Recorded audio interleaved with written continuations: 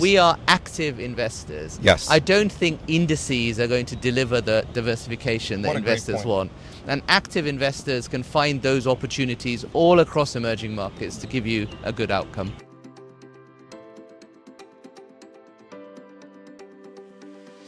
Good morning, viewers, and welcome to episode 2 of Unscripted in Conversation with eSpring, where we bring you meaningful bite-sized takeaways for everything macro, markets, and investing related. Last week, in episode 1, I spoke with Ray Faris, our chief economist. Today, who better than Vis Nayar, our chief investment officer, overseeing all of eSpring's investment strategies. Vis, great to have you. Good morning, Salman. Good morning. Vis talked about U.S. exceptionalism with Ray last week. Bring that closer to home. How are you advising investors to think about investing and portfolios in the midst of the challenges the U.S. is facing? So look, our core view, which Ray would have presented, would be that we think US growth is likely to be more subdued in the second half of the year. So as investors, a lot of investors have been looking solely at the US for the last couple of years, and they're looking further afield. The key thing is there's been a lot of volatility in the markets, and the key thing is to think about diversification, to think about growth elsewhere in the world, and really people are starting to think further afield, as you just said. So further afield, look, we're looking for countries that have strong domestic consumption, countries that have interesting abilities to pivot on policy. So for example, India has quite low levels of trade with the US, and of course we've seen some interest rate cuts there already. So really an interesting place to think about investing. China has been such a sort of lack of institutional investment, especially from the US. But what we see there is we've seen 2% GDP, sort of a fiscal boost worth about 2% of GDP. We're expecting to see a little bit more from China, and then that makes it an interesting place to be in that sort of policy dimension.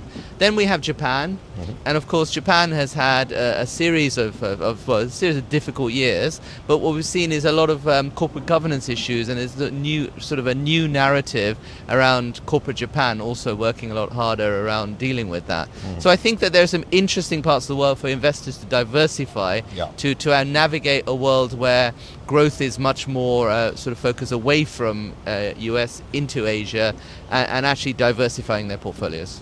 That's fantastic. Thank you, Vis. Really appreciate it.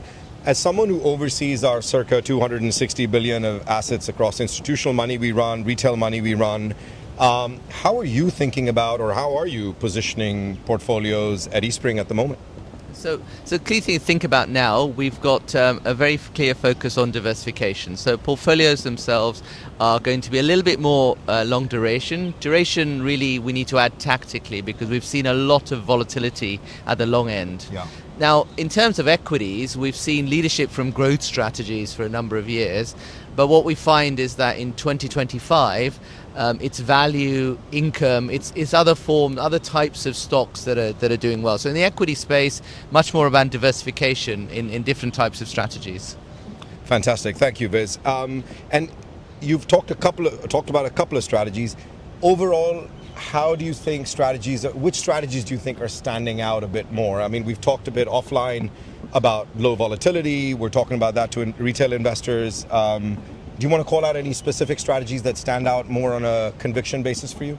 Well, of course, you took the words out of my mouth. So in these times, we've seen a lot of volatility, and low volatility strategies are almost naturally designed for those. eSpring has had a long heritage of delivering those for clients, and I think that's really getting a lot of interest. Then when we think about more diversified strategies, income, for example, continues to do well. It's very interesting when we think, in terms of the country exposure of things like income. A lot of opportunities in China, for example, very steady, low beta, very steady stocks. And then value has outperformed this year.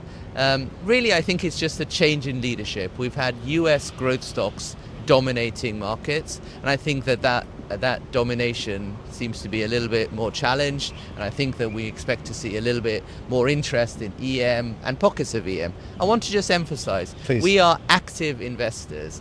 I don't think indices are going to deliver the diversification that investors want. And active investors can find those opportunities all across emerging markets to give you a good outcome.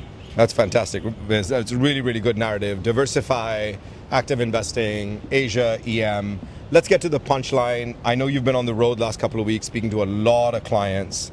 what's the punchline takeaway for viewers from your dialogue with clients?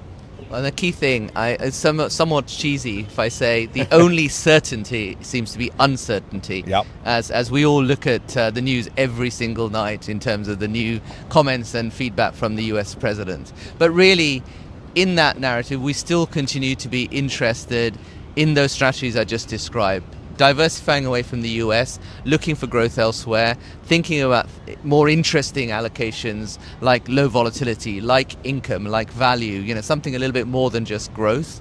And really in terms of fixed income, thinking about duration. There's been such a lot of volatility. You need to be tactical about buying duration, but that is a really interesting trade in the near future. Fantastic. Viz, a great conversation. Hope to see you again on the episodes as well. Thanks for joining us. Appreciate it.